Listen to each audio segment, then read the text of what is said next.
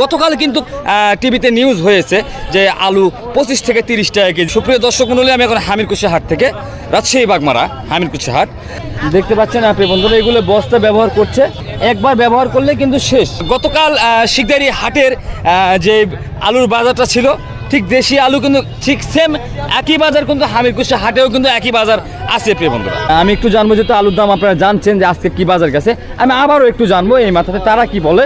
এখানেও কিন্তু দেখতে পাচ্ছেন দেশি সাটিয়া আলু। যদি একটু বলি, আজকে আলু কি দামে হামিরকুশি হাটে কিনছে এ ভাই? 570, 80, 600। তো প্রিয় দর্শক মণ্ডলী, গত শিকদারি হাটে কিন্তু আলুর দামে কিন্তু সেম একই ছিল, 500 টাকা, 550 টাকা, 582 এবং 600 টাকা বাজার ছিল। ঠিক আজকেও কিন্তু আমাদের দেশি সাটিয়া আলুর বাজার কিন্তু 550, 582 এবং সর্বোচ্চ 600 টাকা কিন্তু বাজার এখানে আছে। গতকাল কিন্তু টিভিতে নিউজ হয়েছে যে আলু 25 থেকে 30 টাকা কেজি কিন্তু কিনে খাচ্ছেন ঢাকা শহরে বা রাজধানীতে। কিন্তু দেশি সাটিয়ার আলুর দাম তো আরও দাম, তাহলে আলুর দাম কিছু পাচ্ছে না কেন? অবশ্যই কমেন্ট করে জানাবেন আপনারা।